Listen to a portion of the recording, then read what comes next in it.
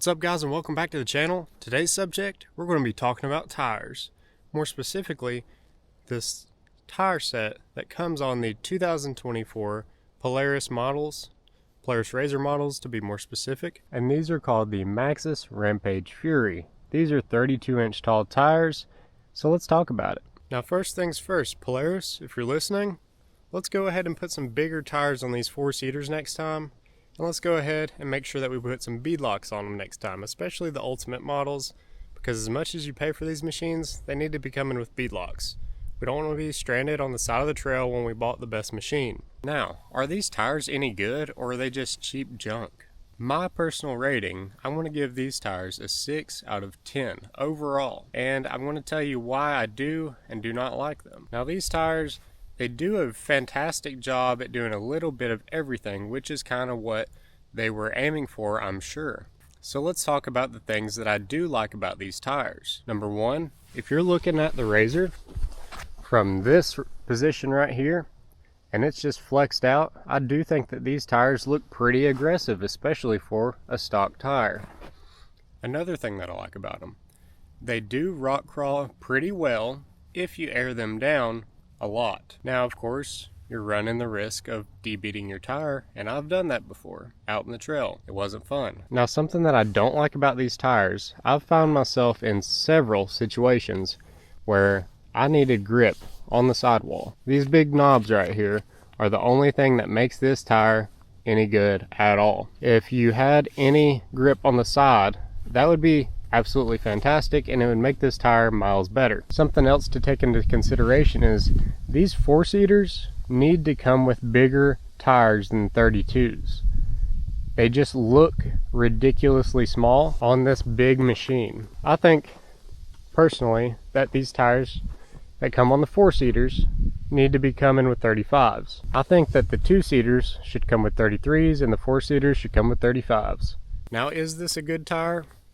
It's pretty decent at a little bit of everything, as long as you air it down. I've jumped it, I've drifted it, I've done burnouts, I've done four-wheel drive burnouts, I've rock crawled it, I've went mudding in it, I've hill climbed with it, and these tires, I mean, they like I said, they just kind of do everything. But that doesn't stop them from looking so small and goofy, at least from the side. Now, when I choose a tire, I am extremely detailed in my research before I actually pull the trigger. And recently, I did just that. I don't ever slow up, no I don't take shit. I got no love for the fakeness. If you wanna play tough and wanna hate this, I'll always show up. I don't ever slow up, no I don't take shit. I got no love for the fakeness. If you wanna play tough and wanna hate this, I'll always show up and make a statement. I don't ever slow up, no I don't take shit. I got no love for the fakeness. If you wanna play tough and wanna hate this, I'll always show up and make a statement. Alright, so here's what I went with. I was very torn between going with 35-inch and 37-inch, although I knew 35-inch is a lot more common. But mostly what I do with this machine is rocks and stuff now. It's not like I'm going to be doing any super high-speed stuff. So I ended up going with 37s. I couldn't decipher any reason to justify the 35s. Now, going with 37s, you probably are going to have to reclutch. And there's apparently a lot of people who aren't reclutching. They're just running stock, and somehow it's holding up. My biggest concern for the 37s would be the drive shaft. I do still plan to reclutch. I will most likely go with an aftermarket Assassin stage 3 clutch. So let me explain my thought process with why I picked this tire over any other tire real quick. I had originally made a decision, if I was going with 35s, to go with the Nitto side-by-side tire, the Trail Grappler side-by-side tire. Now they only make those as big as 35s. I really wanted 37s because I knew this side-by-side could fit 37s without doing any modifications. I haven't taken on anything hardcore yet, but they don't rub. They seem to have plenty of clearance on these 37s. I did want the extra ground clearance. I wanted the look of the 37s. I mean, the 32s just look absolutely puny and pathetic, and I absolutely hated that. That was probably the worst part about this machine. The stock wheels just made it even worse. The stock wheels are so ugly. You know, they are tough, but they're ugly. They're horrible. So you can see here on this machine, I've gained an extra 2.5 inches or so of ground clearance. I actually did not measure before and after, but you can look around the machine and just tell how much more ground clearance that it has. And there's a stock compared to the 37. We'll take a measurement in a minute to see the actual size. The Roxxzilla is a lot more aggressive than the Nitto side-by-side tire. And the Nitto side-by-side tire, I think, would be a great tire, a fantastic tire. And you know, if they made them in 37s, I would have likely bought those in 37s. Now, some things that I don't like about the Nitto side-by-side tire: the sidewall is not very aggressive and it's narrow.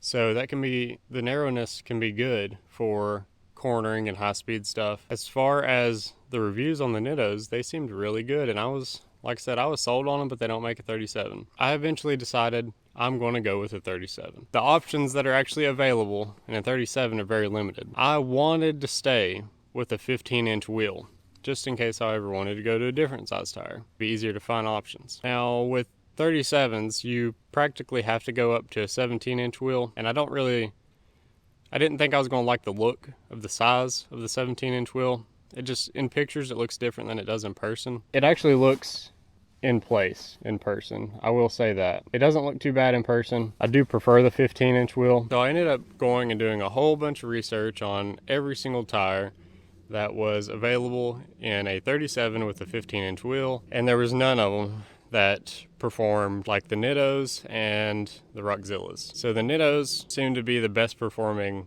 all-around tire that I could find. Stickiness, just overall everything. The Roxxzillas seem to be second place. At least that's what the majority says. When I originally bought a side-by-side, I love the look of these tires right here. The look of these Roxxzillas is one of the biggest reasons why I went with them. I absolutely love the super aggressive sidewall on it, because there's been a whole bunch of times where I've needed tread on the sidewall and it would have helped me out tremendously. Now, something I really don't like about the Roxxzillas is that the tires, when they're worn down like at all, they look awful. Like this part right here, when these are worn down at all, they just look really bad. And that's just my opinion, but don't be offended by that. I just don't like the way that they look when they're worn down. You can get these Roxxzillas, I don't know if you can get them in sticky on a 37. I know you can on a 35, but I did not get the sticky compound. This is just the regular compound because I didn't want to have to replace them, you know, every 3 months or however long. Hopefully these last more than that, but I'm super happy with the look, and it looks fantastic, and I can't wait to try these out and actually put them to the test. These wheels were one of the very few options that we actually had for this machine. Oh, I just noticed something.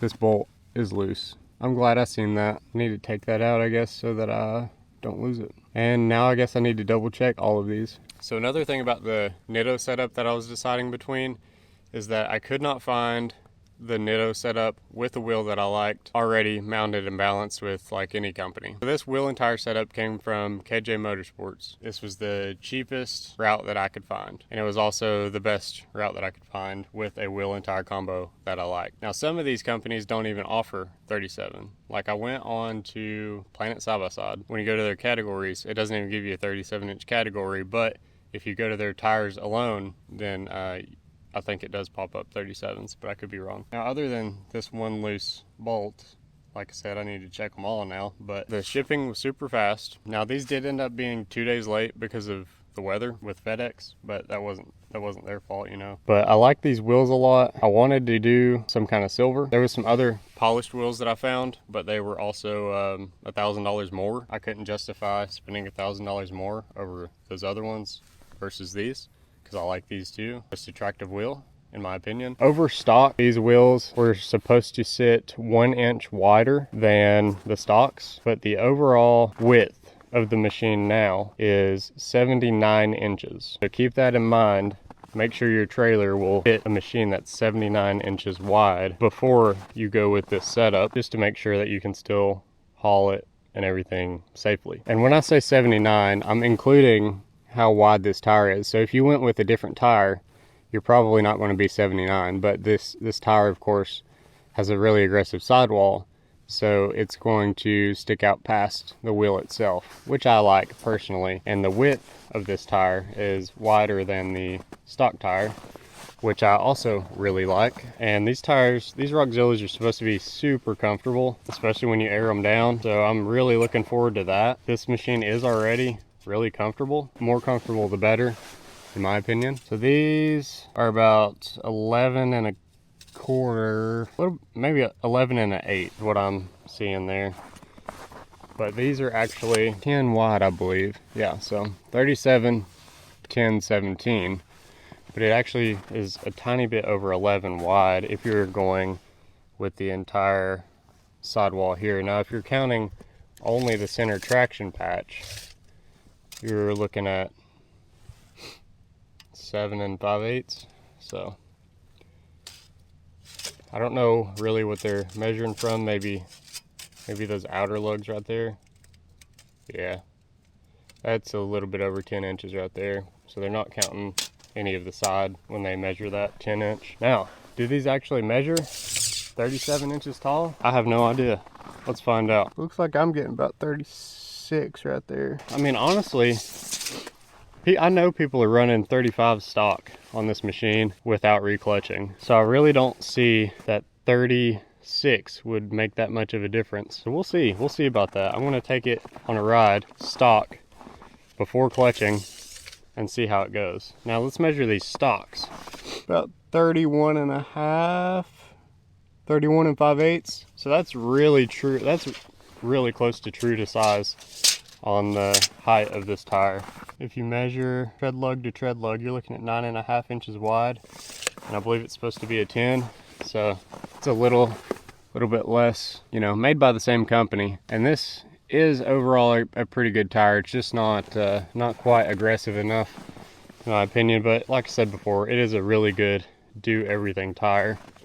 Now, if you put this up beside of this wheel here, you'll see the difference in size, which is pretty insane. Yeah, I mean, you're getting an extra 4 or 5 inches right there. It's supposed to be 5, but I guess we can, you know, go off of our measurements there. 4.5-ish. Extra ground clearance is super nice. The look is super nice. I don't regret my choice at all. I did notice that when I get into the machine, I do actually kind of have to hop into it now.